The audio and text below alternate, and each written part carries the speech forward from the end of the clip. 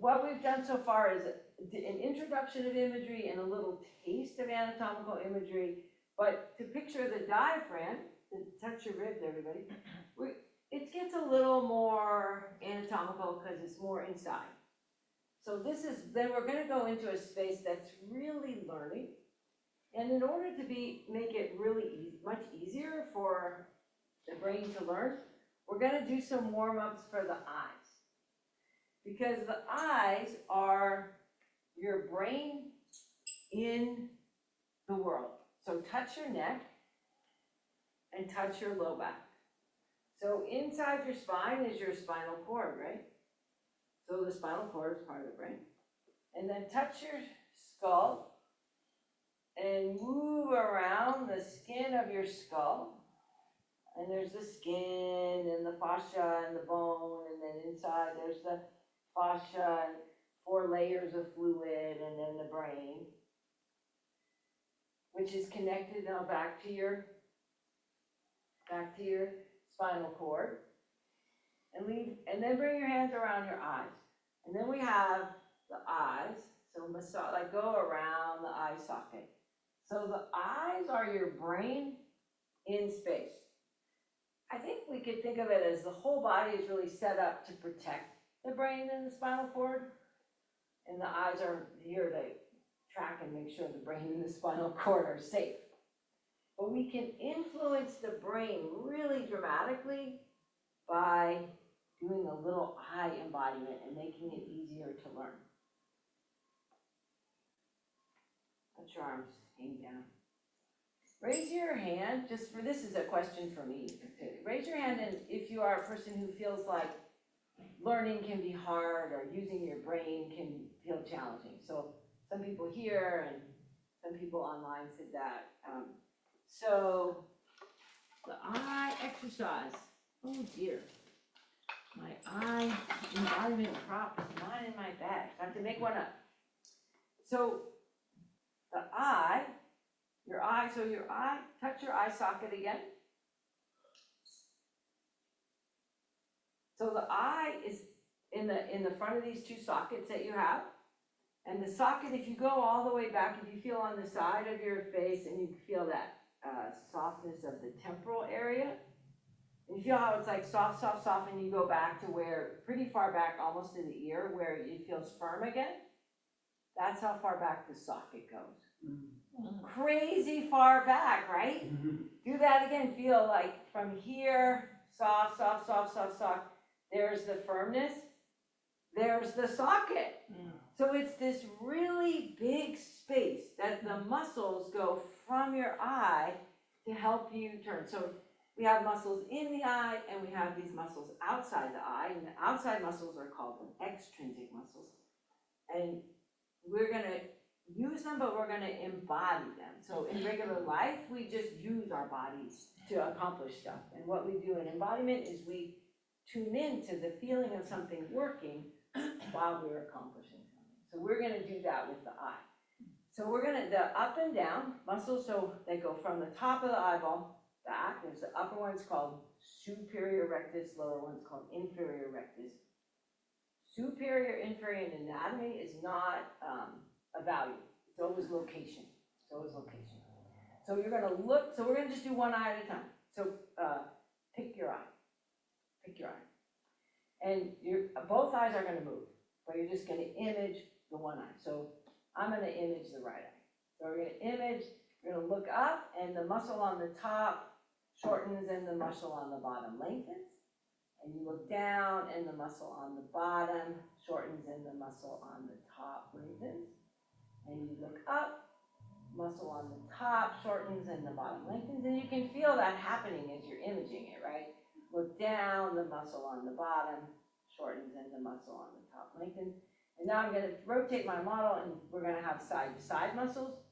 In anatomy, it's called lateral, means outside. Medial means middle. So you're going to look out to the side, and the muscle on the outside shortens, and the muscle by the nose lengthens. And you look over to the other side, and the muscle by the nose shortens, and the muscle on the outside lengthens.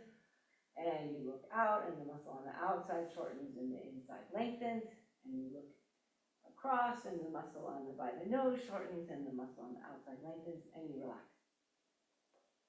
Breathe.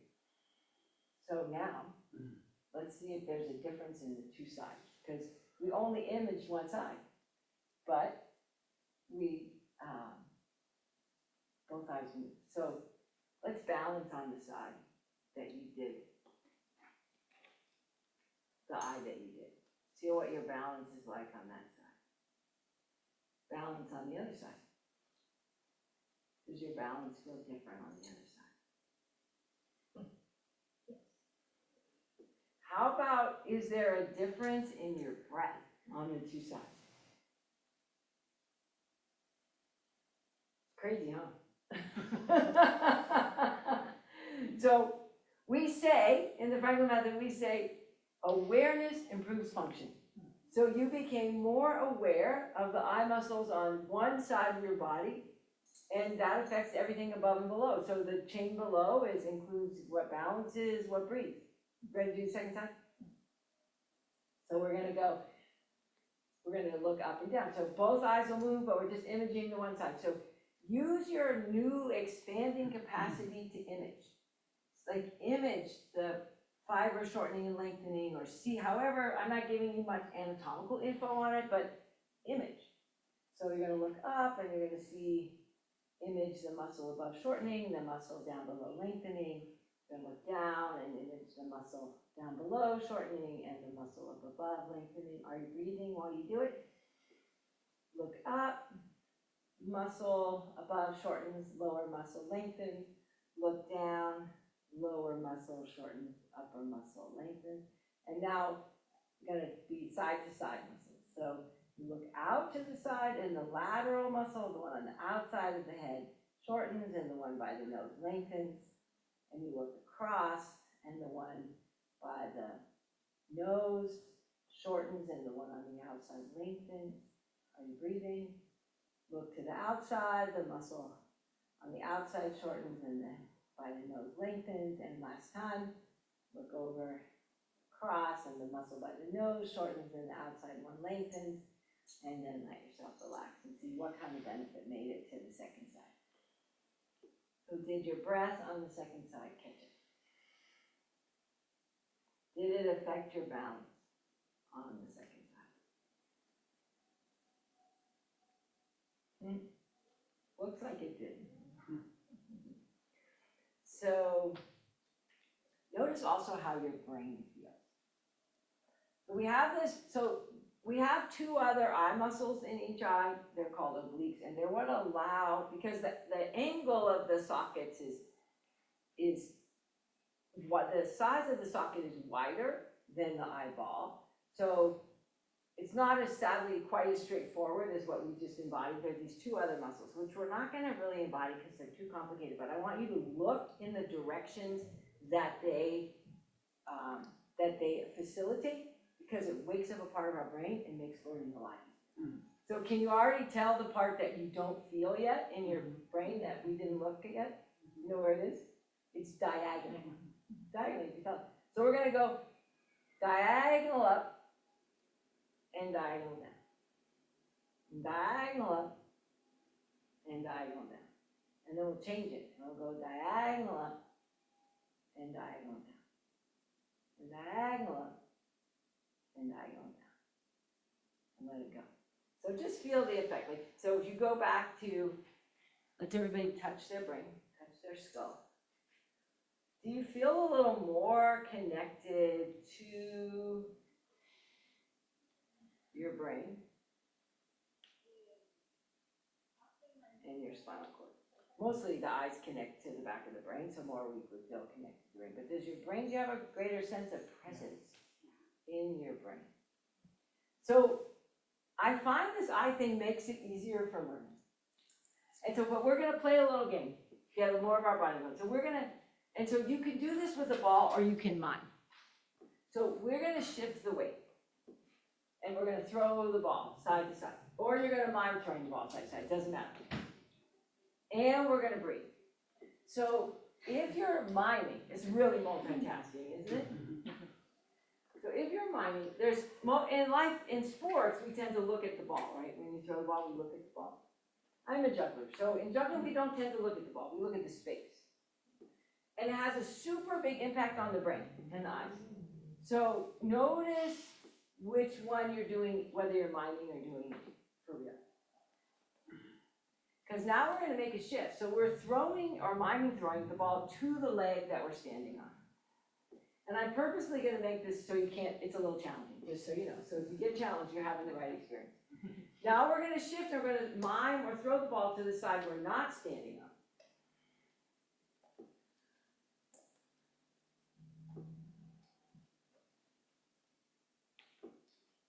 Can you breathe in, mime, or throw the ball to the side you're not standing on?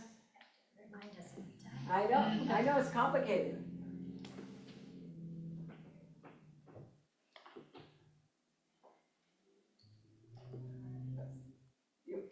I got another ball.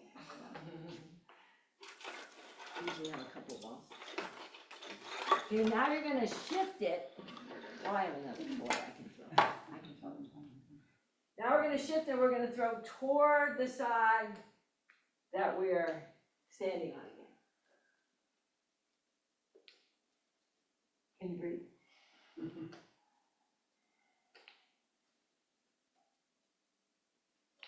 So as you're doing this, feel that like your brain is starting to feel different. You're starting to feel more sections of your brain. Now we're going to shift it again, and we're going to throw toward the side we're not standing on.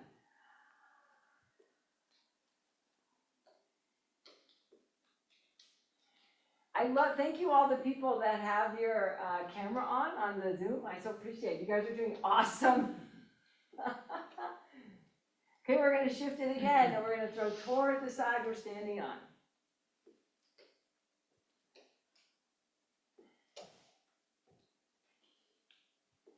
We're going to shift it again, and we're going to go throw toward the side we're not standing on.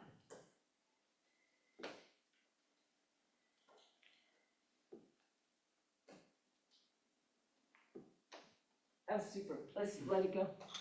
Let's feel the effect. What happened in your, hey, tell me your name. What is it, Barry? Then stand a little bit so you can stand right in front of the thing. No, it's okay. I know, I'm trying to be conscious of it, sorry. It's tricky. Yeah. So let's feel the effect of that. So how did that affect your presence in your body?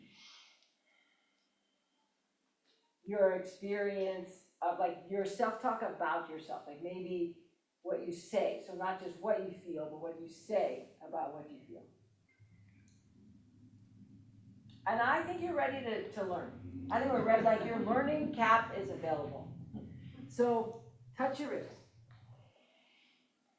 Do you know, so we're gonna let people, this is gonna be an unmute opportunity. Okay. Do you know what the number one breathing muscle is in your body? If you know, raise your hand and no one will unmute you. Hi. No one's raising their hand, they don't want to answer, so I'll answer. Hi, what's your name? Hi, Kathleen. Kathleen. Diaphragm? The diaphragm is the number one breathing muscle. And do you know where it is? You're touching it. Touching it. So where it is, I'm going to show you a picture. Keep on where you're holding on to.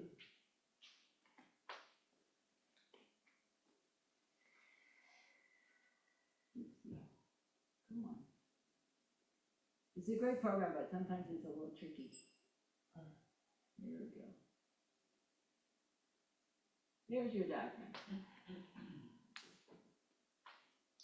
The diaphragm fills your diaphragm fills the bottom 5 to 6 ribs. So I want you to place your hands all around your ribs and feel yourself breathe.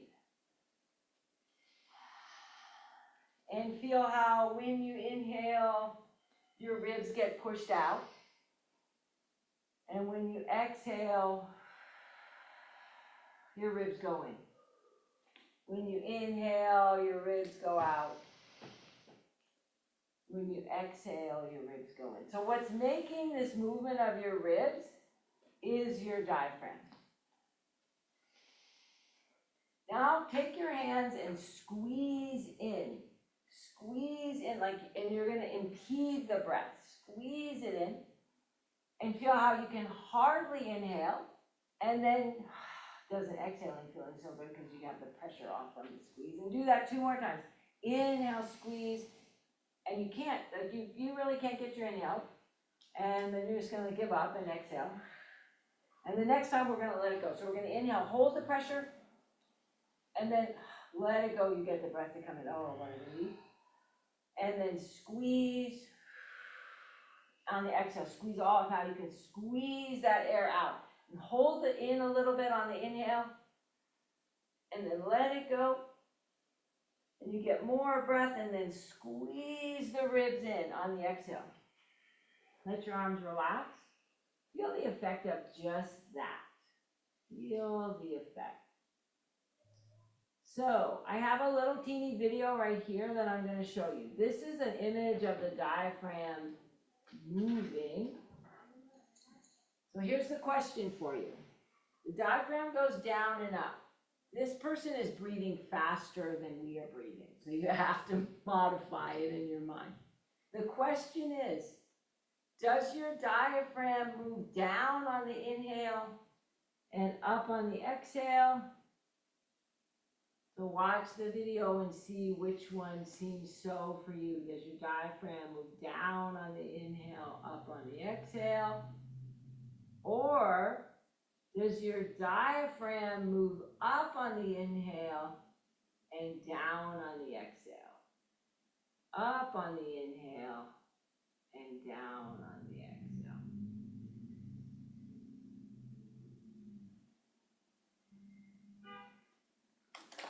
We're gonna find that out for ourselves in just a minute here. So let your arms relax, shake it out. So we're gonna feel. So now you felt the sides of your diaphragm. Let's get a sense of the top of the diaphragm. So if you cross your heart is resting on your diaphragm. So you're going to make a fist with your hand. Your heart is 1.5 times the size of your fist. So your heart and your lungs are resting on the diaphragm. So take your free hand and have it be right at the bottom of your fist, because your heart is resting on your diaphragm. So if you take the hand that was your heart and go below, there's some of your sternum is below your hand. There's the xiphoid process, the pointy part, and there's a little bit of the sternum. So there's the diaphragm. So let's have that hand be part of your diaphragm. So we're going to mimic the movement of the diaphragm with our hand and discern which way does the diaphragm move on the inhale and the exhale. So we're going to inhale, we're going to image the diaphragm going a little down. Exhale, it comes up. And what you can feel with this is that your elbows, when your hands go down, your elbows go out. So your elbows are the ribs in this embodiment, and your hands are the diaphragm. And you inhale, diaphragm goes down, exhale, diaphragm up, ribs in. We're going to do one more time like that. Inhale, diaphragm down, ribs out. Exhale, diaphragm up, ribs down. Okay, we're going to change it. We're going to do the opposite. So we're going to image the diaphragm goes up on the inhale and down on the exhale. And up on the inhale and down on the exhale. And up on the inhale and down. Let your arms shake out. Okay, moment of truth. Who likes the first one better? Where the diaphragm goes down on the inhale, up on the exhale. Raise your hand if you like the first one better. So everybody who's on the Zoom, do the Zoom hand raise or yourself, if you're on the screen. That's good, I got it. Do it like, I like that one better. The diaphragm goes down on the inhale, up on the exhale. Okay, so if you have your hand up and you like that one on the Zoom, please take your hand down. And then Who likes the second one better, that the diaphragm goes up on the inhale, down on the exhale? Raise your hand if that's you. You're like, I like that one better. We have a third option coming, don't worry if you're not sure. The third option is, I don't know which one I like better. This there was no answers to the second. No one liked the second one better, but there were too many people who didn't answer. So, so we're gonna go to option number 3. I really am not sure which one I like better. Raise your hand if you're in option number 3. So, but you could make both work. Both of them you could do, okay. So when you watch my little video, you could image it both ways, of it going inhaling down or inhaling up. Great. Okay, let me, it's always a big moment in the breathing workshop. I'm gonna tell you pretty soon, but we're gonna have another experience first. So come on up and standing, and let's feel the ribs. So we're gonna, because the diaphragm is in the ribs, so we're gonna feel on the edges of the ribs, and we'll be able to feel the movement of the diaphragm. So you're gonna go right to the bottom of the sternum. There's this little pointy part called the xiphoid process. Can you feel that? Go to the right to the side of the xiphoid process, and it's called the rib angle. Got it? The rib angle. So it can be tender, so you don't have to press hard. You're gonna go along the rib angle with your fingers. If you have nails, those beautiful nails people have, go with the sides of your fingers, because the nails will not feel good. They really don't feel good there. So you're gonna inhale, feel how your fingers get pushed. Exhale, feel how you can press your fingers a little bit in and a little bit up. Inhale, the fingers get pushed out. Exhale, feel how you can push your fingers a little bit in and a little bit up. Let's do 2 more, and that's fine. Inhale. So I know some people are not sure, does it go up or down? But notice how on the exhale, usually you can get that little bit pressure in and up. Are you comfortable putting a little pressure? Yeah. Cool. Okay, let your arms shake out. So just from feeling that, feel the effect on your sense of presence and embodiment in yourself in this moment. And your sense already, this building sense of this space of your body. So the diaphragm is a muscle, just like your bicep muscle. It's a muscle, it's muscle tissue. But unlike the muscles in the surface of your body that doesn't have nerve endings, so we don't have sensation of it. But imagery, what you're doing today, by picturing wakes up feeling. And feeling creates change, is where we can create change. So you are on your way to having a whole new way of feeling this space, which, as you already can tell from embodiment, when you can feel one space in your body, it affects everything above and below it. And this, because it fills the whole space, has a big impact on above and below. So let's go to the next section. So where your pinkies were, you're gonna go on the side of that with your index fingers. Let your knees be soft. Deep breath in. Exhale, press your fingers in and up. See if you can get a little traction in. You don't have to make it hard, like your brain and body will feel it.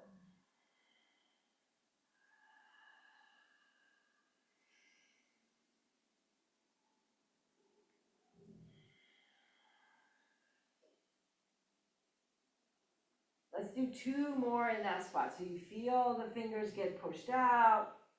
Exhale. And notice also like your messaging, your self-talk around being in this exploratory place in your own body. Like, is it okay? Is it okay to be in this place of unknown in something that's you? Last time. And then let that go. Breathe. Feel the effect of that. And then we're gonna go around to the back of the diaphragm, because wherever you have ribs, you have a diaphragm. It fills the whole space. So let's go around the back. So if you can put your fingers, but maybe it's more comfortable just to put your thumbs in the sides of your fingers. And you're gonna press in, and on the inhale, you'll feel it, your hands be pushed out. Exhale, squeeze in. And you can even here get a little in and up. Can you feel that?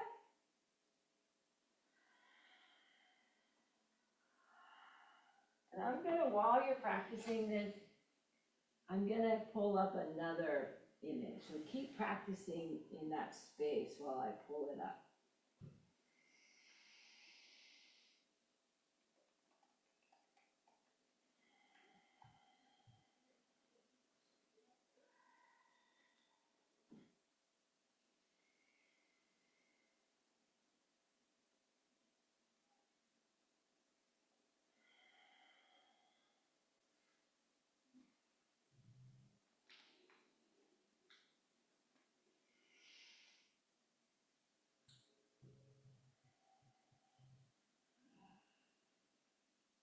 And then let your arms go.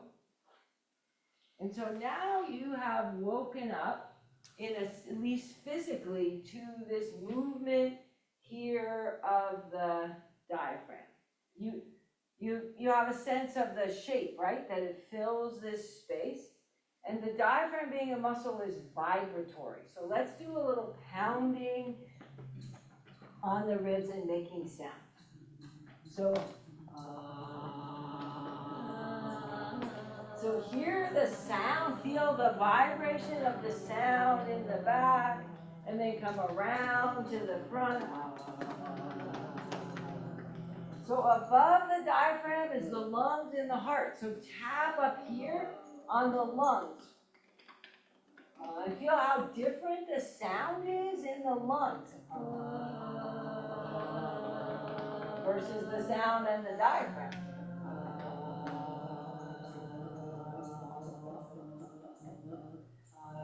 Isn't that wild? So the lungs are watery. The lungs are salt water filled sacs. The diaphragm is a muscle. Both sides. Lungs, diaphragm, lungs, diaphragm. And then feel the effect of just tuning into that space.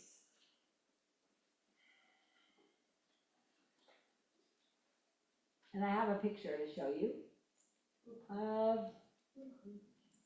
the ribs and the lungs. So this is, put your hands on your ribs.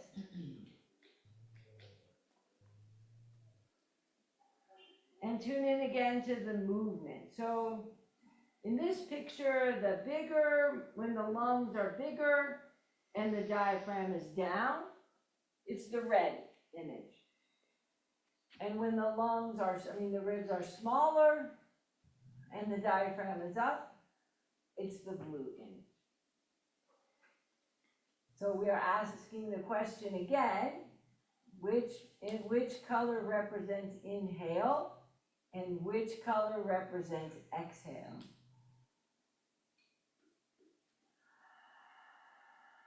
Which color represents inhale? Which color represents exhale? Let your arm shake. So I'm going to tell you the answer. The answer. Should we do a drum roll?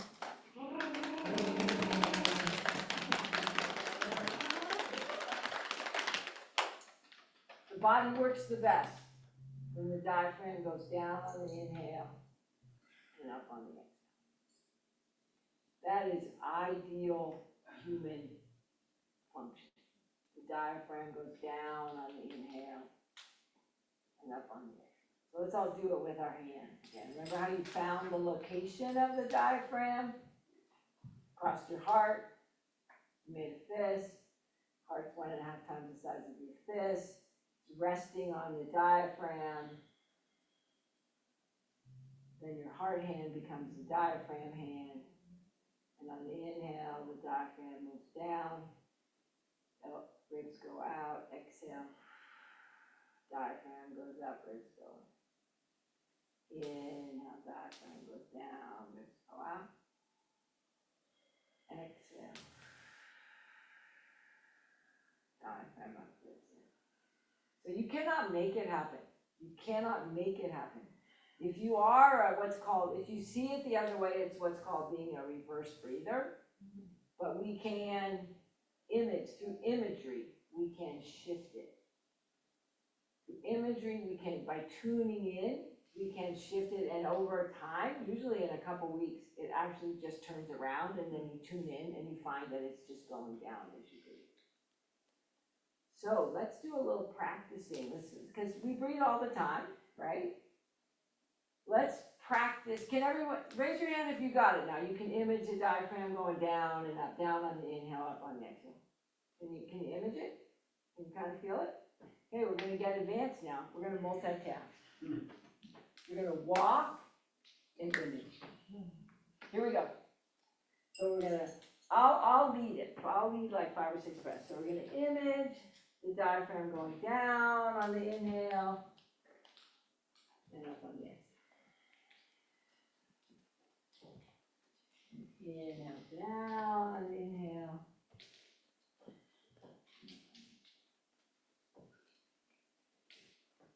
Down on the inhale. And up on the down on the inhale. And up on the exhale. So we all learn the best through speaking what it is that we are learning. So now everybody say what I was saying for yourself. Say it out loud as you breathe.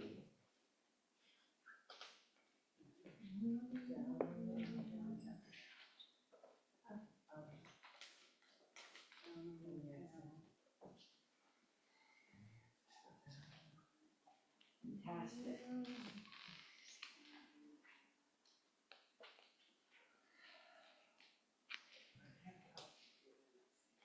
Well, so one of the people here pointed out that they cannot talk and breathe in at the same time. And so we speak on the exhale. Although yesterday somebody told me that in Iceland they can speak on the inhale, they train it their whole lives. But that's new information for me.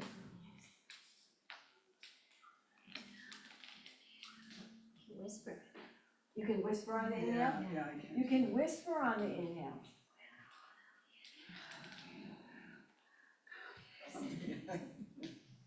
Okay, nice everyone. So let's now sit and practice just this image in sitting. So sit up on your sit bones. If you have a meditation practice and you have a posture that you sit in, feel free to sit in that. And we're gonna just sit as if we're meditating for just a couple of minutes, using this image, tuning in to this. So I'm gonna give you some options. You could image just this downward, upward movement of the diaphragm. You have already the image of your ribs moving out and in. You now have a sense of the diaphragm filling the whole space. So you have a sense of this middle space of your body. You can tune into the sensation of that cylindrical space that you have woken up to.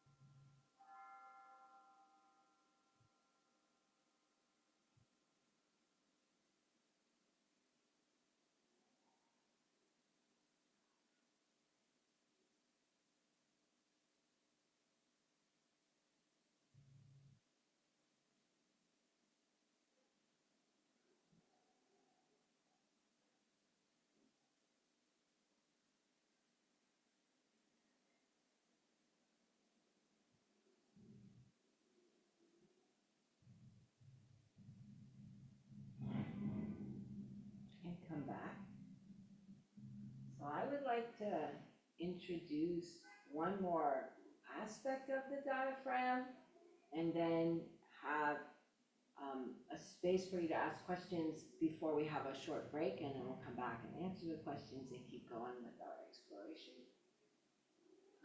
First, just let me do a show of hands. Did you enjoy sitting and breathing and being with your diaphragm? Good. Great. Well, then someone sent like a happy, they really liked it. So I'm going to show you a picture.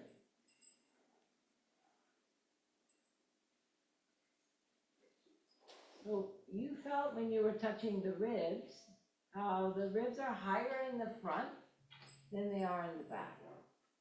So touch your ribs again and feel how they're higher in the front and lower in the back. Higher in the front and lower in the back. So what that means is that because the diaphragm is filling these bottom 5 to 6 ribs, what that means is that the diaphragm moves down more in the back than in the front. So we're going to add this to our image. So let's start again from the beginning to find the location of the diaphragm. The reason I go through this step every time, you won't have to, but what I find is if I don't do it, I see people imaging their diaphragm down here below their diaphragm in the area of digestion. And as you've already discovered today in your first hour of embodiment and imagery practice, imagery has an effect. So, and the closer we get in our image to the reality of how the body is, the better it works. So if we're imaging the diaphragm down here, which I'm going to show you a picture to make sense of that, you're not going to be as effective. Your imagery practice will not give you the same kind of rewards. So what we have in the body, this is a terrible image, isn't it? It's so squished. Okay, so you see here's the diaphragm? You can see that, right? There's a cutaway of the body. So, and this white part in the middle of the diaphragm is called the central tendon, and the heart and the lungs attach to the white part. Everything up here above is the organs of respiration, the heart and the lungs. Breathe. Here's the ribs. Everything down below the diaphragm, organs of digestion. Total separate spaces. Like it's a super, it's a super big deal when you hear about somebody aspirating some kind of liquid or something into their lungs. A lot of problems.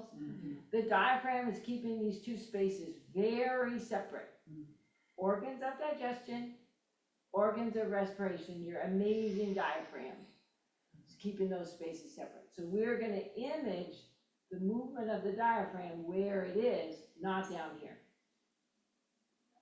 Here we go. Let's find our spot again. So you cross your heart. You make a fist. Your heart is 1.5 times the size of your fist. Resting on the central tendon, right? So resting on the diaphragm. So have your other hand come be the diaphragm. Now your hard hand is going to come be the diaphragm. Now your embodiment has increased so much in the last hour. Now image that your hands, this space of your hands fills all the way to the back. Fills this space. It's no longer the front of the back. You're filling the middle of the space, middle of your body. So we have our first image. You can't make anything happen. You can only image. If we could make things happen, it'd be such a different world, wouldn't it? If we could make something happen, we wouldn't be hanging out at a place called the San Francisco Dharma Collective. We'd be making something happen. But we can't, so we're imaging. So we're going to inhale, diaphragm goes down. Exhale, diaphragm goes down. Inhale, diaphragm goes down. Exhale, diaphragm goes down. Now we have our new image. Diaphragm is going to, because the ribs are lower in the back, we're going to have the diaphragm go down more in the back than in the front. Exhale, comes back up. Inhale, diaphragm goes down more in the back than in the front. Exhale, comes back up. Can you relax even more while you inhale, diaphragm goes down more in the back than in the front.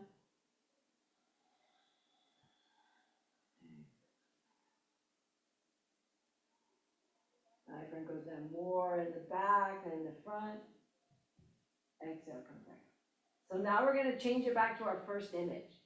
Diaphragm just goes down more, just goes down and up. And diaphragm goes down. Diaphragm comes back up on you. If you are a reverse breather and this feels awkward for you, see if you can relax more and just play with the images versus try to make something happen. Inhale, diaphragm goes down on the inhale. And last time. And let your arm shake out. So did you notice a difference when you went from the diaphragm going down more in the back to then coming back up? So did you feel like your breath was deeper when the diaphragm went down more in the back? Is there anybody that preferred the diaphragm just going down and up? No. Okay, so let's bring it back to our new image of the diaphragm moves down more in the back than the front. So let's see if can you just go to your diaphragm location now? Without doing my little okay, we got it. Okay, so we're gonna inhale, diaphragm goes down more in the back than in the front. Exhale, comes back up. Inhale, diaphragm goes down more in the back than in the front. Exhale, comes back up. Okay, let's all practice saying it. You all say it. Inhale, diaphragm goes down more in the back than the front.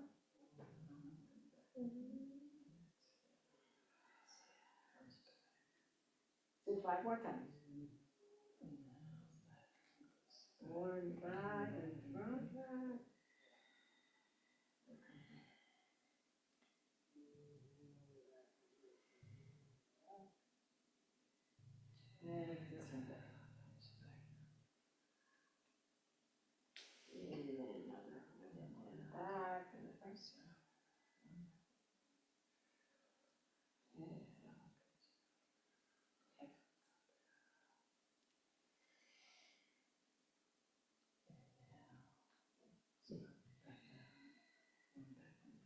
Okay, let your arms shake out.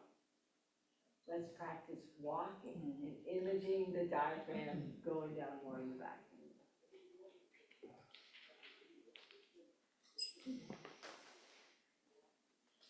You can use your hands to hand model, or you can just image it, whatever feels best for you.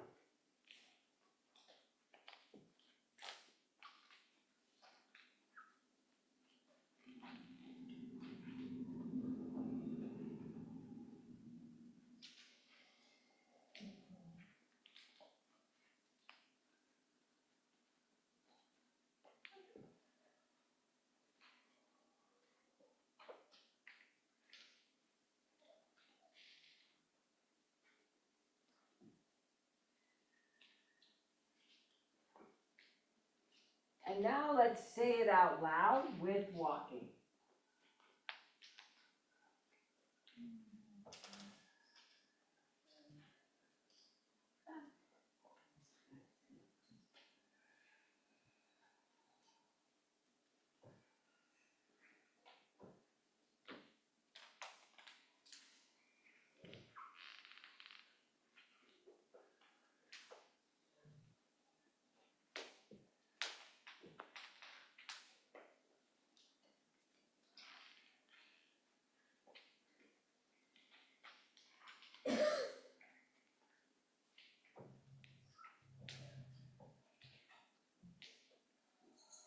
Okay, let's come back and let's practice this embodiment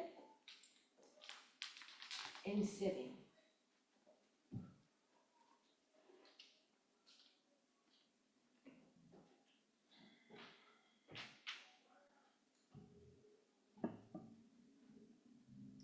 sit for a few minutes and have a little check-in for people to ask their questions, and then we're gonna have a break. So going into whatever, I just want people to be up on their sit bones. I prefer no slumping, because your diaphragm works better when you're up on your sit bones, which we'll do an embodiment for in a little bit, but I want you to just feel that. Here we go. If it's comforting for you or helpful, feel free to say the embodiment out loud that you are practicing.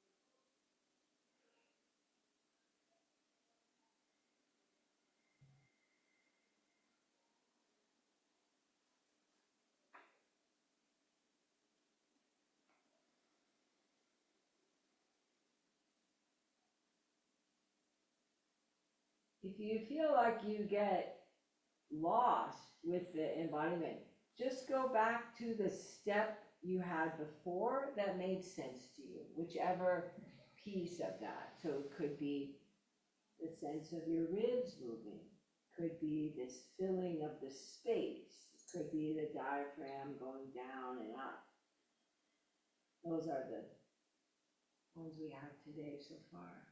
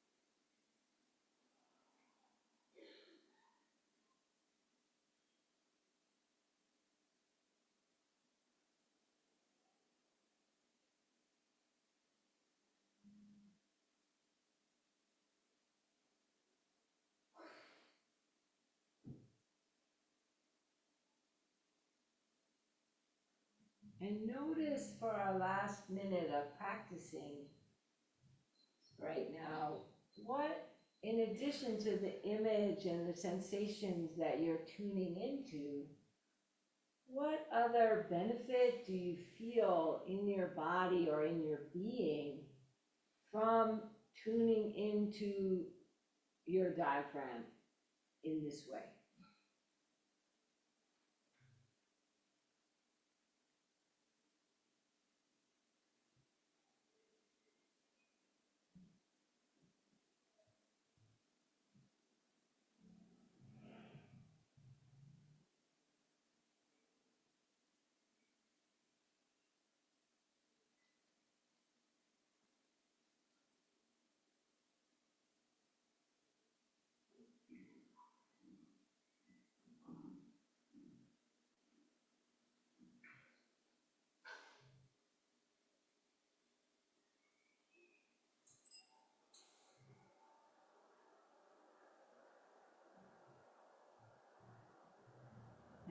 let's come back.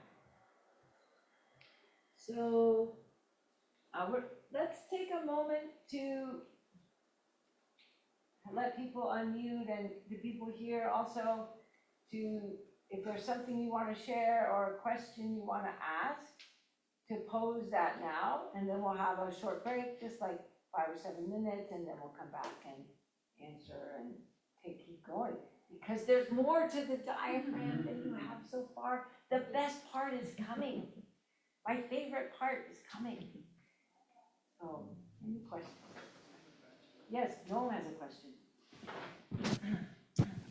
My question is, in the diagrams, I noticed that the diaphragm is always a little lopsided, like it's not perfectly symmetrical, and I wondered if that was just like a suggested asymmetry because our bodies aren't perfectly symmetrical, or if there's a built-in asymmetry because of the heart and the lungs. There's a built-in asymmetry, so let's all feel it. So cross your heart again with your right hand and make your fist. So the heart is more on the left.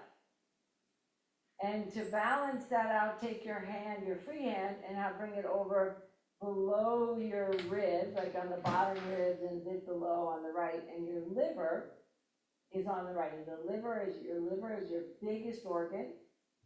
So the asymmetry is balanced because of the big here and the big here.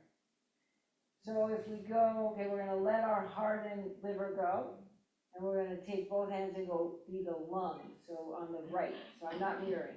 So you have your left hand up at the top, and the right hand down in the lower section of your ribs. Maybe come up into standing, everybody. Breathe and feel the movement underneath your hands as you breathe.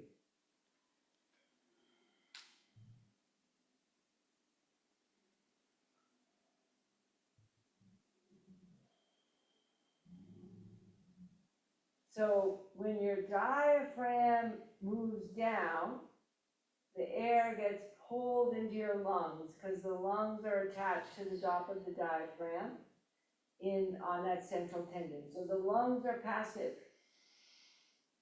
The lungs do whatever the diaphragm does. Diaphragm goes down, air gets sucked into the lungs. Diaphragm goes out, diaphragm goes up, air gets pushed out of lungs. Lungs are like passive vacuums.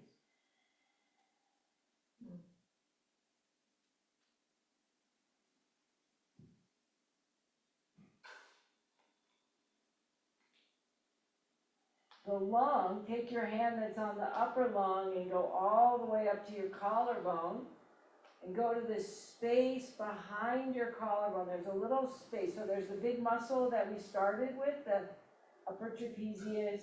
Go to the space right in front of the upper trapezius and behind the collarbone. There's like a space in there you can feel that's not so muscly. And when you inhale deeply, you'll be able to feel that's the upper part of your lung, and you'll be able to feel it fill. Can you feel it kind of poof up there at the top?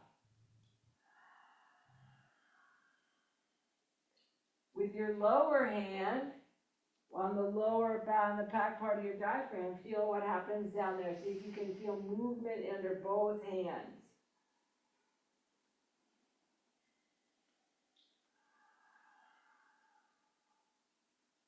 Let's do 2 more breaths on this side, and we'll let it go.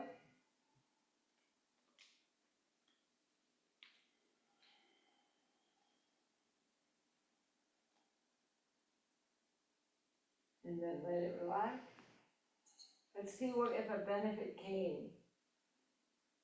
Feel the difference in the breath on the 2 sides. So ironically, all we did was tune into the breath. Did it deepen on that side, feel fuller? But so that releases tension. When your breath deepens, you have less tension, which can affect your hamstring. So see what your hamstring flexibility is like on the side that we did, the right side, versus the other side. Does it feel different? Yeah. So let's feel the other side. So then this goes back to the asymmetry. So your upper hand's going to go on the upper lung on the left side and the lower lung on the right, on the left. So on the right side, we have 3 lobes of the lung. And on the left side, we have 2 lobes because the heart takes up so much space. So breathe. And tune into that movement that happens.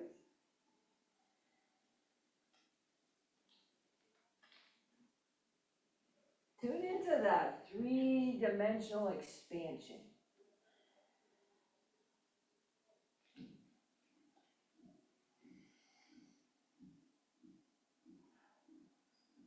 Now take your upper hand and go to that space behind your collarbone, in front of the trapezius. Let your tongue and your jaw go, let your knees be soft. Breathe deeply.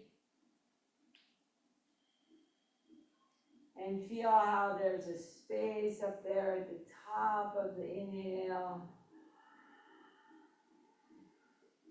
where the upper apex of the lung fills. Now, for people who are reverse breathers, let's all do the reverse breathe thing for a minute. Image the diaphragm going up on the inhale. This space filled.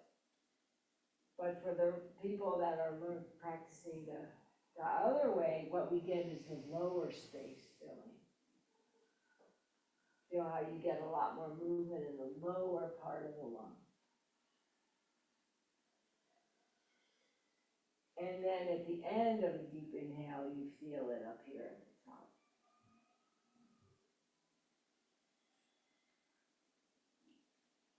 And let your arms shake out. And let's see what the benefit made it to the second side. So did your breath deepen? Did you get more flexible in your hamstring? Did that answer the question? Does anyone else have a question before we take a little break? No, well, be all powerful and unmute you if They you- should be able to. Oh, you can unmute yourself, he says. Unmute yourself and please ask. Hi, this is Bill. I do have a question. I preferred I guess the non-reverse breathing where the diaphragm goes down on the inhale. But Right. during the workshop, I Googled reverse breathing, and there are links that say that there's beneficial effects to reverse breathing, also called Taoist breathing. So I'm just wondering if you could talk a little bit about that. Sure, my inclination is to let people ask all the questions and then I address them when we start back. So I can definitely speak to that a bit, for sure. Anyone else have another question before? But Bill, I just want to say, I don't want you Googling stuff during the embodiment workshop. I want you participating in the embodiment. That is my first choice if I get to choose. Good, thank you. But I will speak to them. Anyone else have a question that has occurred or something you want to say or share before? Michaela, you have to use them. Okay. Just real quick again, you said the lobes of the lung are attached to the top tendon of the diaphragm. So since there's only 2, are they 2 lobes on the left, right, of the lung? Are they the same? Yeah, you can't really sense the difference in the breath. Okay. I don't think you can. I've never really felt, I mean, people, no, I don't think you can really feel that big of a difference. Okay. And then do the bottom part of the lung fill first? Or is it Well, all the that's for same? second half of the workshop today. Okay. We're getting right there, so we get to answer that too. And you have a question too. And I think you just answered it in the second part of the workshop. Are we going to get into the vagus nerve and using the diaphragm to activate the vagus nerve? Well, I am doing a vagus nerve workshop in December. So, but I will speak to the vagus nerve for a sentence in the second half of the workshop. Thank you. Yeah. Anyone else have a question? Okay, one more question. Yeah, one more question. The video that you showed, I feel like the diaphragm goes lower. Was that a typical, was that a I deep think the breath? video. So the problem with videos is that it's the level of embodiment of the person anatomist who creates the video. So we all have pretty limited embodiment, right, of our diaphragm. So that they are like, it goes down and up, but you're like, I think mine is going down more because you're now more embodied than the guy who made that video. Yeah, Okay. it's just to help us see that there is movement, because it's hard to picture. Online faith. Faith, oh, Faith, thank you. Yeah, I have a feeling you're going to address this in the second half, but I noticed, so it's an observation, that I tend to sort of rock forward and rock back, rock forward on the inhalation and rock back. And I just noticed that it feels like I'm not really fully using the backside of my lungs or the backside of my diaphragm. So I mean, you, on the rock forward part, you kind of, is that what you're saying? Like you sort of yeah, leave it's the like back of your body? all the movement is like here rather than. Ah, So I don't know if there's a way for you to address yeah, that. Okay, yeah, we'll get to that in the second half. thank you. Absolutely, thank you. Any other questions before we take a short break? Okay, so it's 11:27 here in California. There's another question. Oh, you have a question, Danny, I'm sorry, I didn't see you. Oh, you have to come use the mic. I just had a question. Yeah, but you have to speak here. I just had a question about what's the importance of visualizing it, the diaphragm going down on the inhale and up on the exhale, versus if you're visualizing it the other way. Okay, so Yeah. why, you mean why? Because I was thinking like it's going up on the inhale. I had it reversed. Right, So you are reverse breathing. yeah. So what's that? So what's the advantage? Well, I'll answer that question and then we'll take our break and I'll answer the other question. So that really, like, so who cares? Why does it matter? So it matters because the body, all the structures of the body move in relationship to the diaphragm. So the diaphragm is the bus driver of your entire cardiovascular system. So an example would be in the work, I do work like this, but very solving specific problems for people in their body using these tools and some others. And every person that I have worked with who has had cardiovascular disease, which cardiovascular disease at a certain point is huge, past a certain age, every single one of them was a reverse breather. Every one. Because if you are a reverse breather, the lungs and heart are having to work harder. So work harder over decades and decades takes a toll on the system. So that's one example. Another is they're going to put their hands on their low back, one on your low back and one on your belly. Let your knees be soft. You can be sitting or standing. And breathe and notice the movement that happens in your hand that's on your low back and your hand that's on your belly. So remember, everything below the diaphragm are the organs of digestion. All of the organs of digestion are attached to the spine with like these little leashes. The leashes are called ligaments, but they're leashes.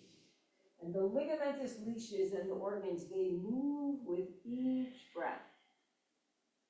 So this movement that the organs do with each breath tones the organs. When you are doing reverse breathing, the organs do not get their tone. So that means often the digestive process is not as smooth. Can be a lot of constipation, and the worst part of all, even though any one of these is bad, the worst part is that the organs of the pelvis fall. And that's called prolapsed organs. I don't think it happens in men, but in women, literally they fall outside the body, and that is crazy uncomfortable. And every person with the prolapse organ, I help people with the prolapse organs get their organs back up without surgery. It works. But it's terrible. Nobody wants to have that. So there's many things that contribute, but the reverse breathing is a big contributor, because can you feel how in your hand and your belly, the movement there? So that movement is toning the organs, and that supports them. Can you feel in your hand and your back the movement of the muscles in the back? So all the muscles on the front and back of the spine also move in relationship to this movement of the diaphragm. So when we have reverse breathing versus the ideal aligned breathing, we have more tight muscles leads to pain, pain leads to injury. So when everything works better in the body, everything feels better. It's like that. So let's take a little break. So let's take a 5-minute break, and we'll come back. It's 31 after, so we'll come back at 36, and we'll answer the questions and do the next part. Thank you, everyone. So let's everybody, this workshop is called The Deepest Breath You Imagine in Any Plane of Gravity. So let's now have everybody lie on the floor or on something firm, on your back with your knees bent, and I'm gonna speak to Bill's question and Faith's question while we're lying down. So I'm not gonna lie down, I'm gonna have you all lie down. So you can lie here if you wanna lie on the chairs, or the carpet is good. It's better if you use the floor because it's more firm.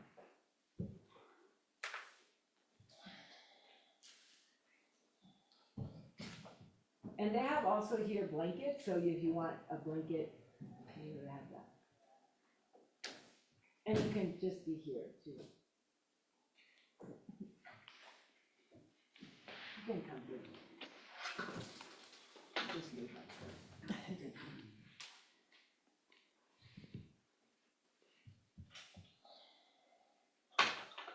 And I prefer that you have your knees bent, because you'll have more weight into your back. So in this different plane of gravity, first feel the movement of your ribs. So we have focused more on the side to side expansion of the ribs so far today. But now maybe you can tune into the front to back expansion as well. Can you sense that as you inhale, the back of your body, the back ribs move into the floor, and the front ribs move up toward the sky?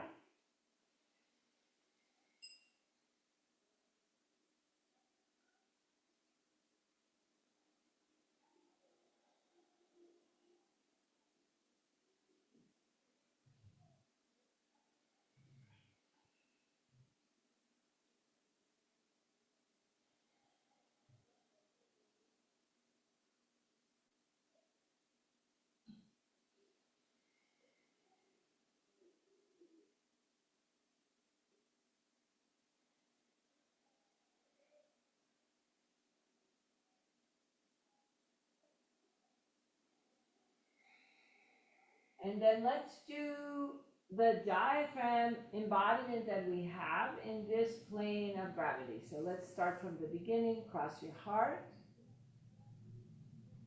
and then make a fist, and picture that your heart is there 1.5 times the size of your fist, and your hand that's not being your heart comes right below it and becomes the diaphragm and the beautiful central tendon. And the hand that was your heart then joins your diaphragm hand, and they're making the dome shape. It's like a mushroom cap, filling this 3-dimensional space of your torso inside your body. And on the inhale, we're just imaging, we can't make anything happen. The diaphragm moves down, diaphragm moves up. Inhale, diaphragm moves down. Exhale, diaphragm moves up. And then we'll add the next layer of embodiment because the ribs go down lower in the back than in the front. So therefore the diaphragm goes down lower in the back than in the front. So we're going to add that to the image, and on the inhale, the diaphragm moves down more in the back than in the front. And when you exhale, it comes back up. When you inhale, the diaphragm moves down more in the back than in the front.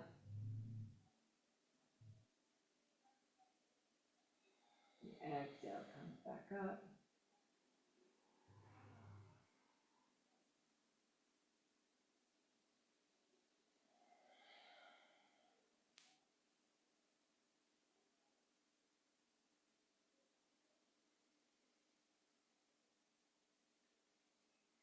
And then relax your hands and do the image just with your mind and your body.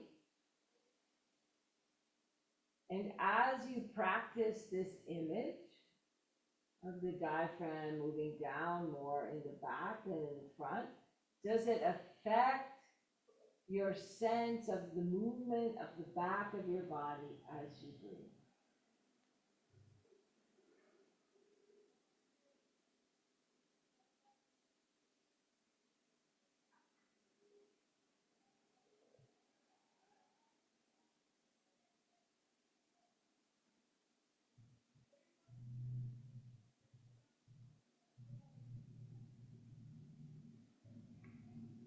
So every part of the body moves with the breath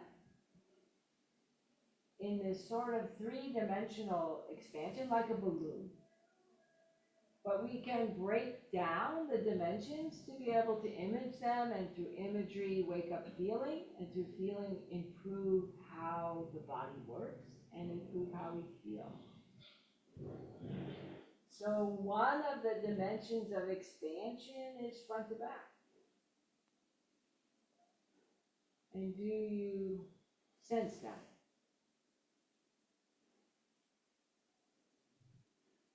Can you sense that front to back expansion on the inhalation? Another dimension of expansion is top to bottom. That on the inhale, the head and the tail literally elongate away from each other. And on the exhale, the curves of the spine deepen and they literally get closer. The head and the tail get closer to each other.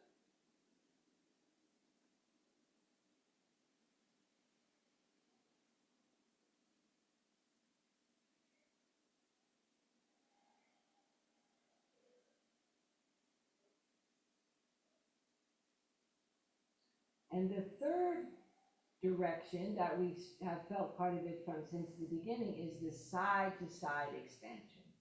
That the ribs expand side to side, and truly the pelvis does, the ears, the skull, everything. That side-to-side expansion is beyond just the ribs, but the diaphragm and the ribs are where it starts.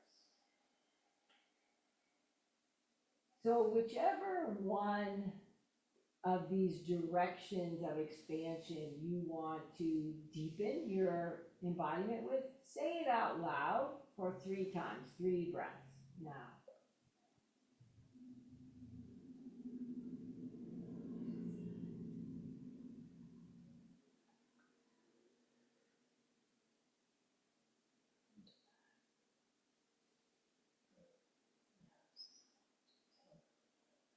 Because saying things out loud gets it deeper into our being. So Albert Einstein was one of the first people I knew about who did that. And he, Albert Einstein is famous for being smart.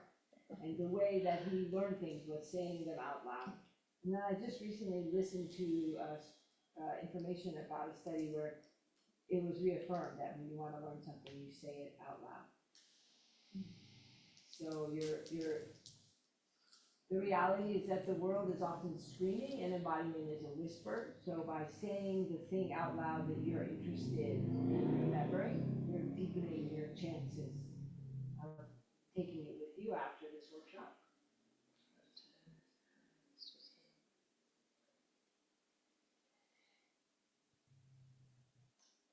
And then lovely, everyone, thank you for doing that, and then I'll speak to Bill's question, which is a really great question, about what his question was, that he read that Taoist practice have a practice that uses reverse breathing.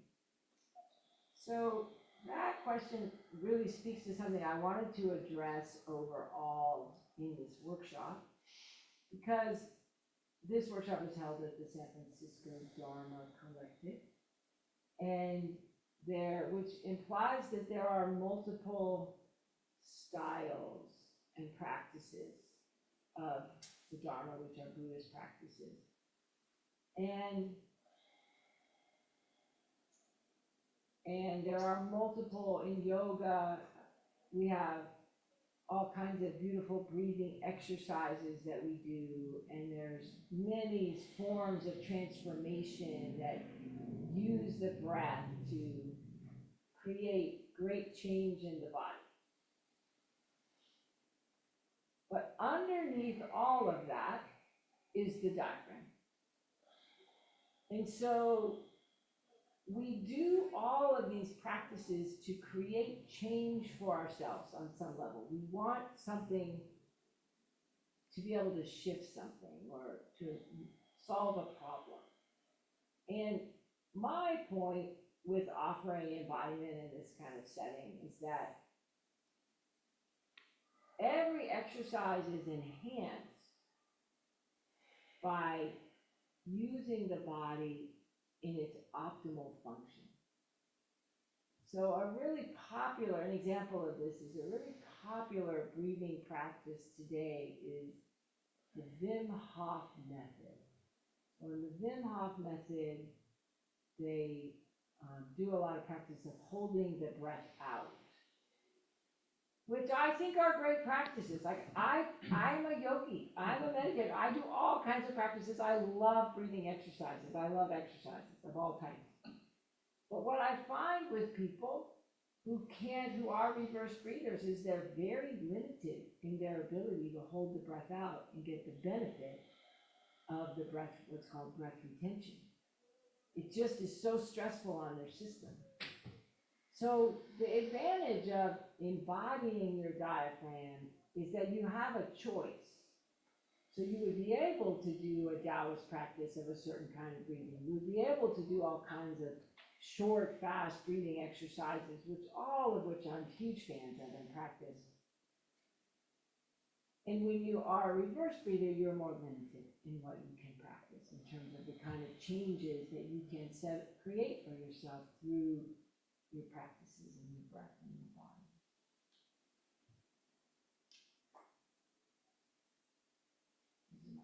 Danny has a question. I had a question.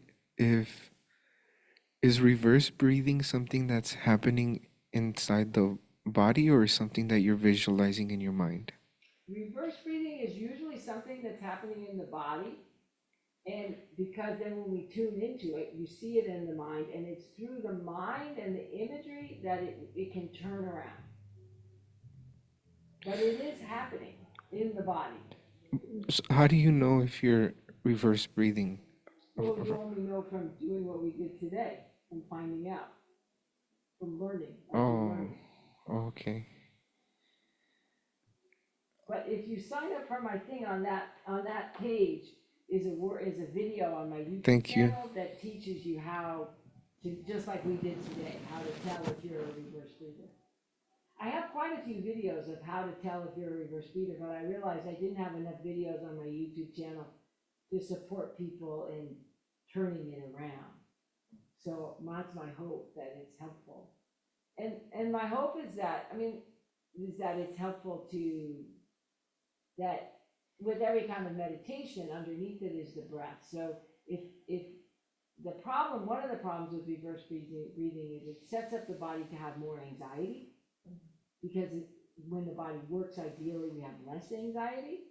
And so then we have this problem to solve of the anxiety. But when we can breathe the way the body is designed to work, we have less anxiety, and then we don't have that problem to solve. It just reduces the number of problems we have to address. So Faith, did lying on the back, did that awaken the movement of the breath into the back of your body? Noam is going to make it so you can unmute. Yes. And I think it's, everything's tied, as you say, everything is tied. And because I don't utilize those side muscles, I'm just learning with your help to utilize those side muscles. You And mean the muscle down here of the obliques and the the transverse? oblique and the serratus. All this Yep. stuff over Yeah, here. yeah. If I'm able to focus more on using those muscles to help push the air out and relaxing them to let the air come in, there's a lot more movement in my back. So the Okay, back half of my body. let me just reflect what you're saying, so I'd be sure I'm tracking, and I think it might be helpful for the other people too. So what you're saying is, you're learning how to use all these muscles under your armpits and in the sides of your body. You're learning really how to contract them, so they help you with the exhale, and therefore, because you can feel them to contract, you can feel them to relax, which allows you to get more air on the inhale. Is that what you're saying? Yes, correct. Correct. Congratulations. I know, it's pretty darn exciting. I actually have, So exciting. yeah, it's like moving from a two-dimensional piece of paper to a whole human being. Yeah, you're like a 3D printer now. I'm a 3D printer, baby. So, in the next like month or 6 weeks, I'm gonna offer an online something about this exact thing of the core and the breath linking together. Thank you for telling me that, inspired me to mention it here. Because all of the muscles of the core that wrap around, everyone take your hands and wrap around all the places where there's not ribs. So there's not pelvic bones and there's not ribs. All of those muscles, there's 3, they're secondary breathing muscles. So they work with the diaphragm. And then go up here up into the rib area. All of those, everything works with the diaphragm. So there's this, some work together, it's called synergists, they contract and relax at the same time, and some are opposites, called antagonists, where one stretches, one contracts, but they work together, and waking up to them gives you more presence of you and more increased breathing, increased breath, increased 3-dimension of you. Bill, did I answer your question? Yes, you did. Thank you very much, Christa. You're welcome. So the other question was about the vagus nerve. So in this moment, do you notice how super relaxed you are? Yes. It's nice, right? It's nice. So the vagus nerve goes to the, I got hearts for how relaxed. So the vagus nerve starts in the head and it goes everywhere. It's vagus means vagabond. And it has nerve endings in the diaphragm. So breathing passes the information back to the brain that you can relax. So you are activating your vagus nerve with breathing in the body. Isn't that good news? It's a 2-for-1. So we have a third aspect of the diaphragm that I so want to share with you today. So you can do it lying down. Good news, right? So bring your hands onto the sides of your body, and I'm assuming you have a shirt on with a seam. And if you don't have a shirt with a seam, like go up and down where you think the seam would be, from your armpit down to your pelvis. So there you're identifying the middle of your body.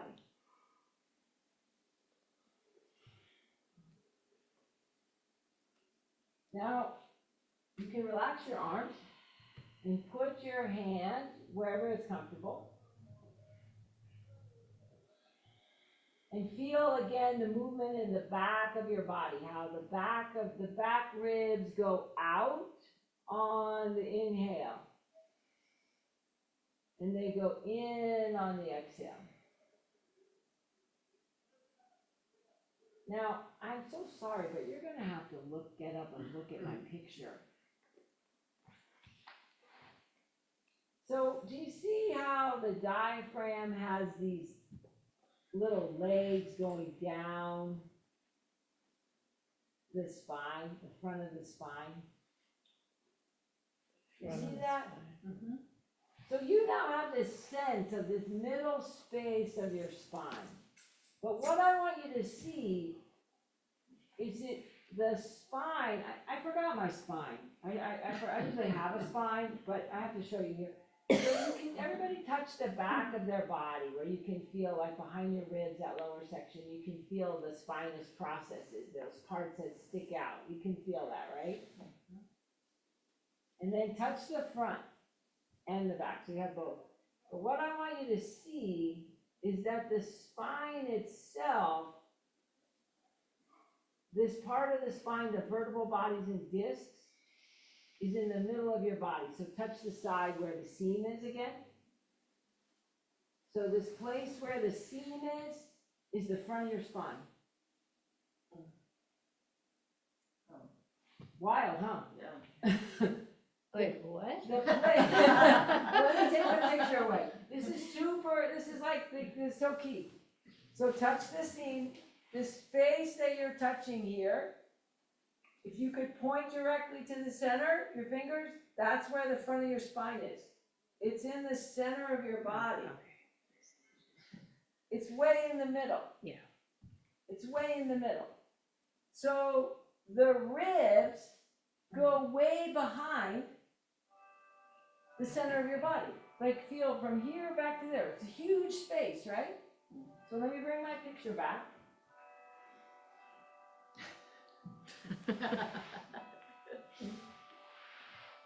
So we have this third element that the diaphragm does because the ribs go so far behind. Oh, I have another picture I can show you to make it clear. Hang on. I have a good picture for this.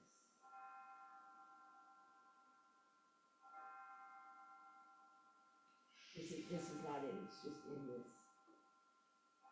So here's a picture of the diaphragm looking up from underneath. So here would be the organs of digestion, and up above there would be the organs of respiration. And there's the central tendon with the heart and the lungs.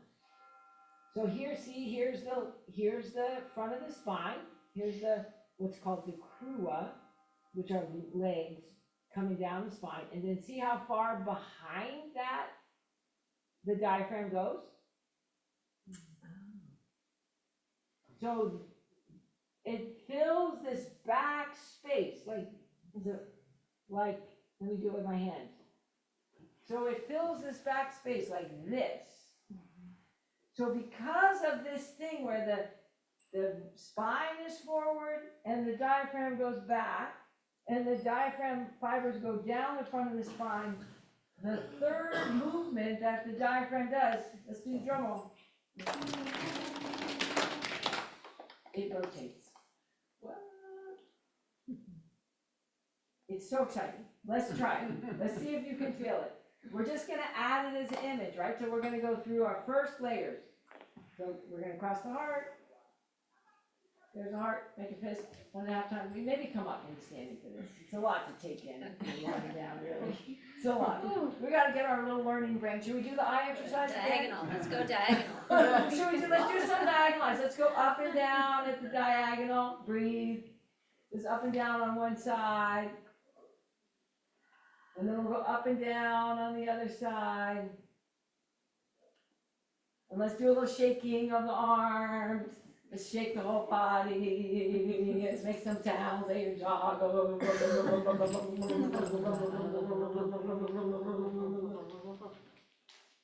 Okay, we're ready. Cross the heart. Make a fist. Your heart is 1.5 times the size of your fist. Your other hand is your diaphragm. Your hard hand is gonna be your diaphragm. On the inhale, the diaphragm moves down. You feel your ribs go out. Exhale, diaphragm goes down. Inhale, diaphragm goes down more in the back than in the front. Exhale, comes back up. We'll do that one again. Inhale, diaphragm goes down more in the back than the front. Exhale, comes back up. Okay, here we go. Diaphragm goes down more in the back and it spirals. It rotates. So does it rotate out? And then come back up and rotate in? Inhale, diaphragm goes down more in the back and rotates to the outside. And on the exhale, it's only an image, just trying it out. Rotates in, don't make anything happen, just trust. Just see if you can image and do that one more time, down more in the back and rotate. And then back up and rotate in. Okay, we're gonna change it. Now we're gonna have it rotate in on the inhale. Goes down more in the back and rotates in on the inhale. Feels absolutely terrible, so you know that's not it. But we call it, in the Franklin method, we call it error amplification. It's another tool for helping our brain get it. So we're gonna inhale, diaphragm goes down more in the back, and thank God it rotates externally, so we're not asphyxiating. And then exhale, comes back up. Inhale, diaphragm moves down more in the back, and externally rotates. And comes back up. And we'll do it 2 more times. Inhale, diaphragm moves down in the back and externally rotate. And it comes back up. One more. Goes down the back, externally rotates, come back up. And now we're going to change it back to the image before where it just went down more in the back. So the diaphragm goes down more in the back. We're taking away the image of the rotation. And then it comes back up. Let's do it 2 more times. Diaphragm goes down more in the back without the rotation. Comes back up. Let's add the rotation back in. Diaphragm goes down more in the back, and we have this rotation. Exhale, comes back up. Diaphragm goes down more in the back, and there's rotation. Exhale, comes back up. And last time. Okay, let's arm shake out. Who liked better the diaphragm, the rotation over down more in the back? Raise your hand if you're like, I like the rotation. You like, oh no, they are together. It is down in the back and then they rotate. The rotation is at the end. So some people who prefer diaphragm just going down more in the back without the rotation. Who is really not sure? We have a mix. So I think you made a really good point. The rotation comes at the end of the inhalation that I should have told you. So the diaphragm goes down more in the back than in the front. That happens at the same time that it going down. But it goes down more in the back, and then the rotation is later in the inhalation. So let's bring that in. So we're going to inhale. Diaphragm goes down more in the back. And if you keep inhaling, there's the rotation. And you exhale, it comes up and comes back toward the front. Inhale, diaphragm goes down more in the back. And there's the rotation. And let it come up. And rotate. And now we'll take away the rotation, we'll just have diaphragm go down more in the back. Inhale, diaphragm goes down more in the back. And it comes back up. And it goes down more in the back. And comes back up, and let your arms shake out. So does everyone have one way that they prefer? Everyone have something that feels right for them? You're kind of on the fence, you can do both. Maybe, yeah. Maybe, okay. I wanna practice in different planes. So let's walk. So whichever one you want to practice, so let me just say, the cool thing about imagery is you just do the image that works for you. Like, it's personal. So if you're like, I actually just like the first one, the diaphragm just going down and up, that really works for me, just practice that. Or if you're overwhelmed and you're like, I'm actually a reverse breather and I'm enjoying breathing, but it's too much for me, all this imagery, because there's a lot of imagery, let's face it. It's really a lot. And then just let it go and just let yourself breathe and walk and say, but I want you to practice whatever thing you want to practice right now, walking and saying it out loud. Here we go.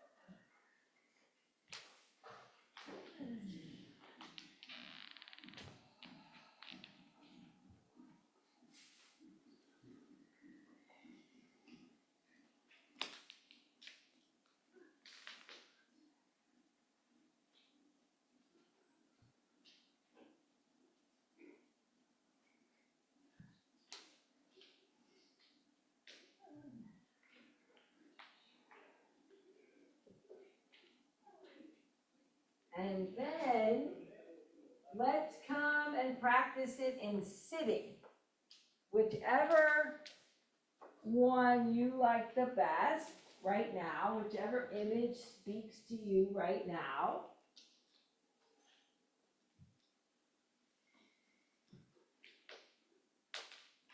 In whatever sitting posture you like, but up on your sit bones.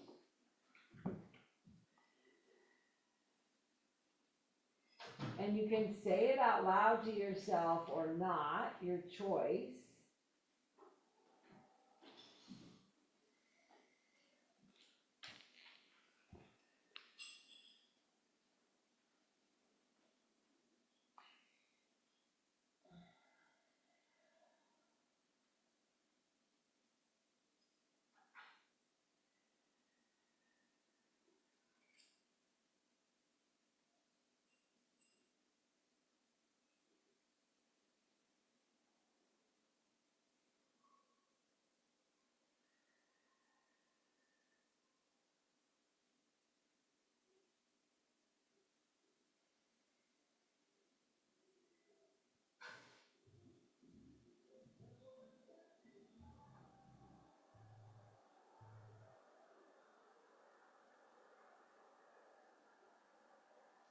Just a reminder again that it's really okay if an image doesn't make sense for you. Like somebody wrote, Lisa wrote, I really don't feel the rotation. You just don't do that image. The cool thing about imagery is you just do the image that speaks to you. Like, is there an image that you get a benefit from? That's the one you practice. That's the one you use.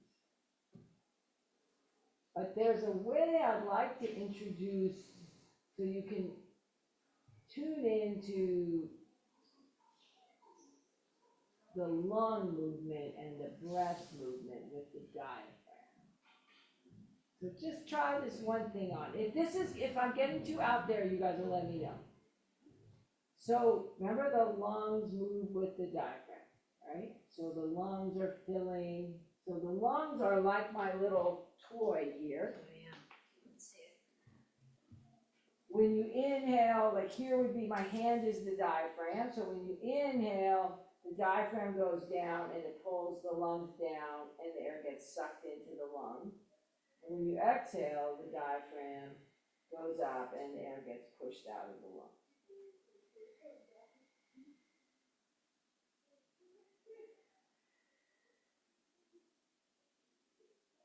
So the because you've woken up to this diaphragm space, you can also sense, do you have more sense of the back of your body moving with the breath? The back space of the lungs out of what you've done today?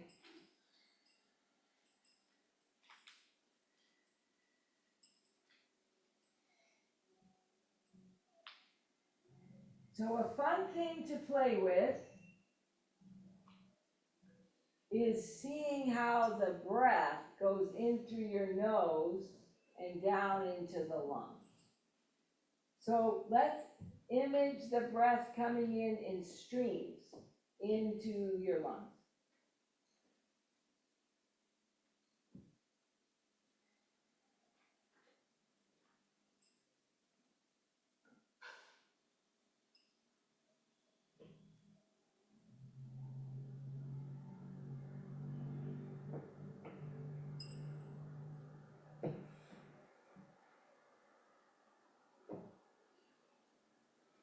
Okay, now image your breath coming in that it spirals into the lungs.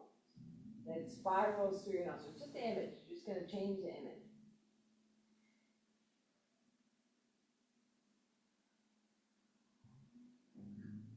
So if you like the spiraling of the diaphragm, the breath in spiral, you would have image the same way. That it's spiraling like external on the inhale, internal on the exhale. It's okay if you don't like it. There's no pressure.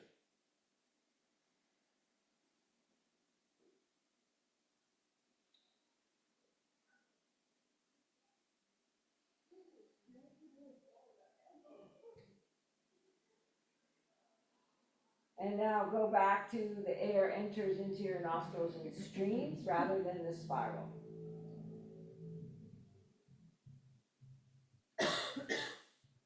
And is there a difference in how you feel with your breath when you do streams versus spirals of air?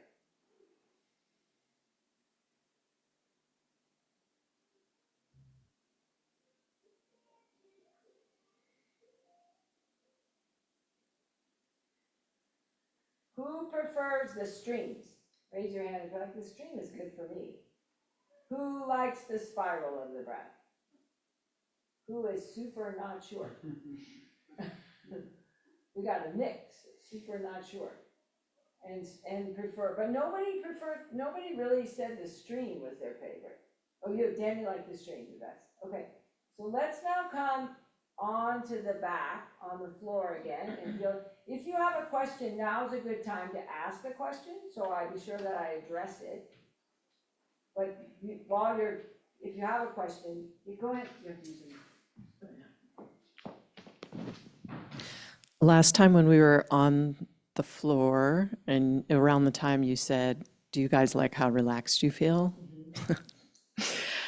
Yes, and something about that experience, sometimes my hands go numb or they curl up a little bit, like almost like an involuntary, I don't know if you'd say a spasm or something like that. And I have that experience doing certain things, or like, let's say, getting osteopathy or sometimes during acupuncture. But I had it here relaxing on the back. I don't know if that relates to the vagus nerve or what, and it's just like a comment, I Yeah. guess. So what I noticed, I actually said this to Michaela recently. So what I noticed is that in our bodies, we're used to a sort of status quo of tension. And then when something shifts it, it takes a bit for our nervous system to go, oh, it's okay to have this smaller amount of tension. Yes. So to me, stuff feels like that. Like I'll feel like something happened because my body isn't used to this new layer of relaxation. Yeah. Does that seem like what it is? Yeah. Yeah. That's what it feels like to me. It's sort of like training ourselves that we can live at a lower level of tension. Thank you. Any other questions before I just have you lie down and practice lying down?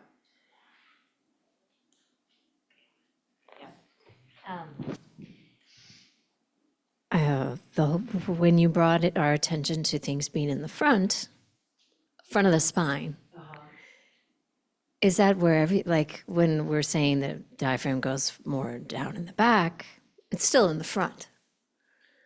So it's in the front of the ribs, but the ribs go behind the spine. Okay. So it's not a circle like I'm showing you. It's this shape. Yeah. Kind of like a kidney shape or something? Is it a kidney shape? Would you call it a kidney? I don't know. I get what you mean, like the bean. It's this funny shape. Let's see if I have another image. And then does it go beyond the crua in the front? No.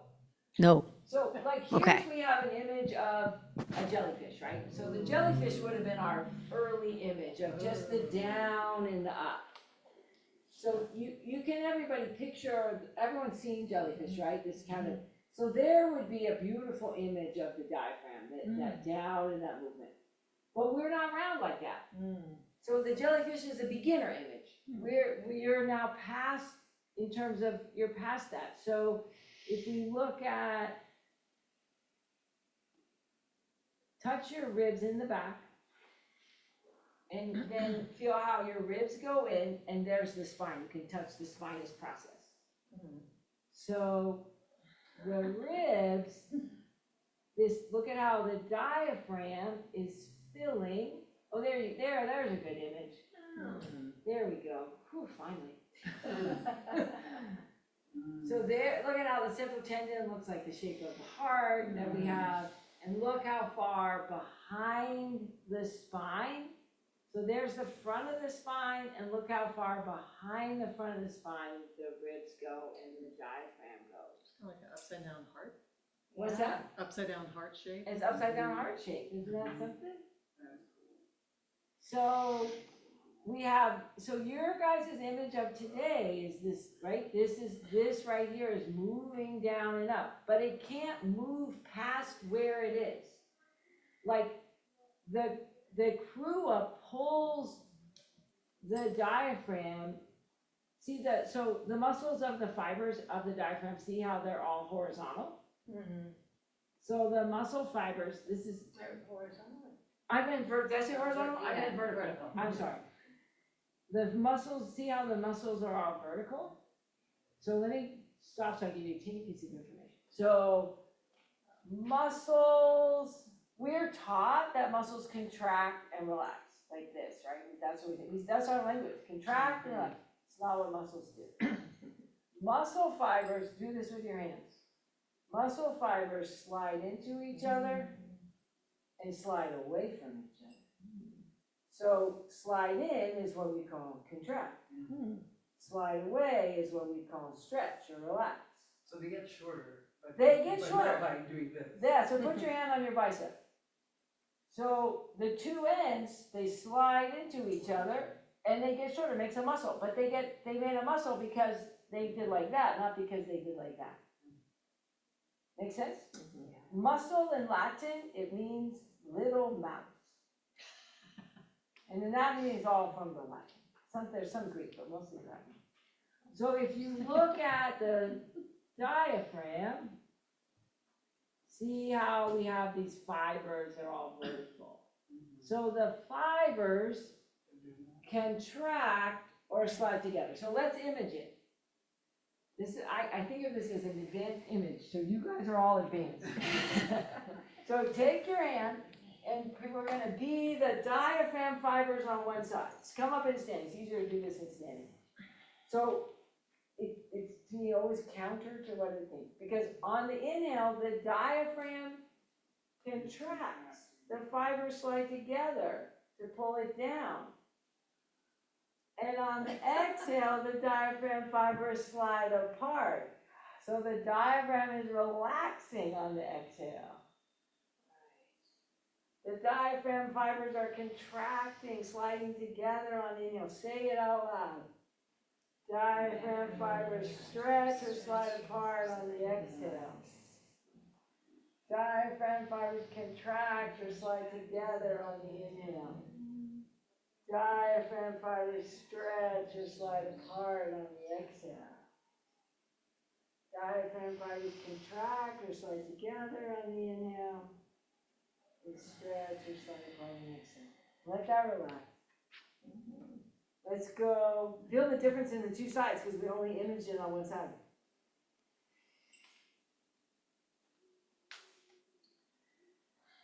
Big difference? Here we go, second side. So let's say it out loud. Diaphragm fibers slide together on the inhale. Pulling, it pulls the central tendon down. They slide apart on the exhale. Because it's fixed down here, right? It's fixed. It's fixed to the rib, so it pulls this upper section down.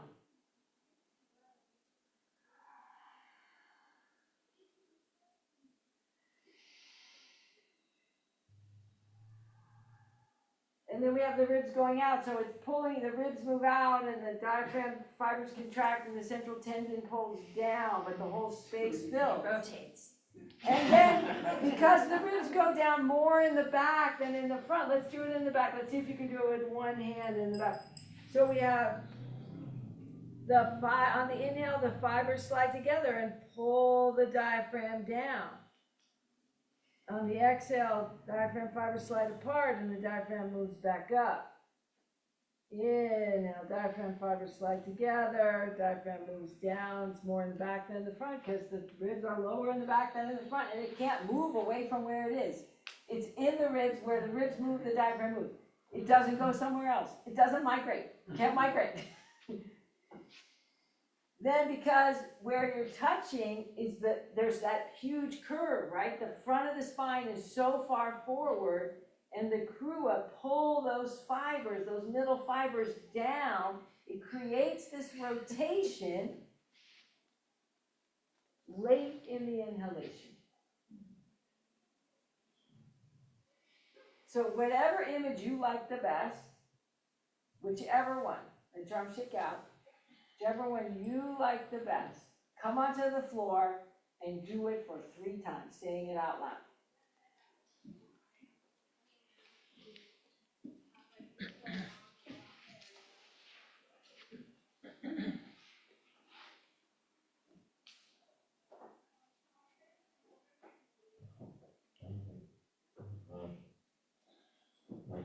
Say it out loud.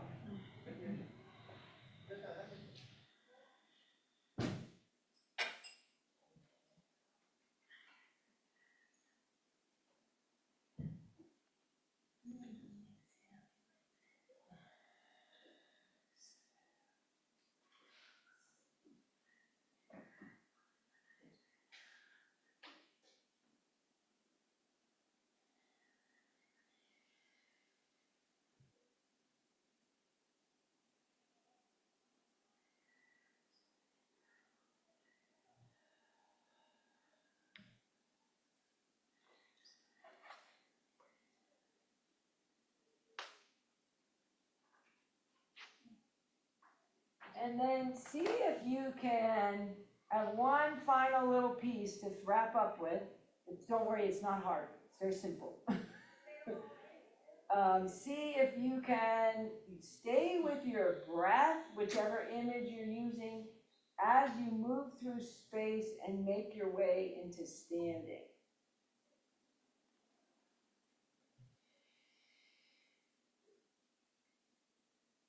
So using the breathing and imaging and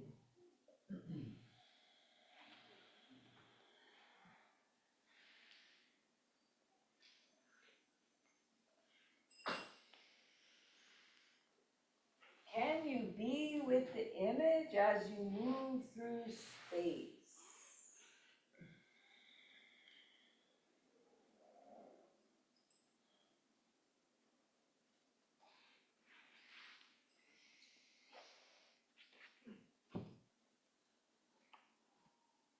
Coming into standing, being with whatever image you're using. And I want you to feel your feet. So Posture is created by where the weight of your skull moves down through your body to your feet. And where your weight is in your body has a huge impact on how much your diaphragm can move. So now feel your whole foot, so you feel the balls of your feet and your toes as well. You don't have to press your toes, but there they are. You feel the balls of your feet, but you can feel the heels as well. And use your diaphragm image. Feel your breath. Now shift your weight back over your heels, which is more of a common posture of today. And feel what happens to your breath. And then shift your weight back forward.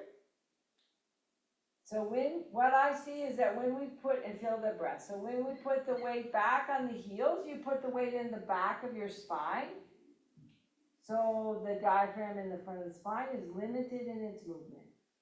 When you get your weight forward over your foot, you feel how you get your weight forward over the front part of your spine.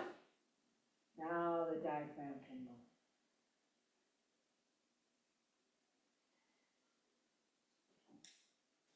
So I want to thank all of you for participating in this workshop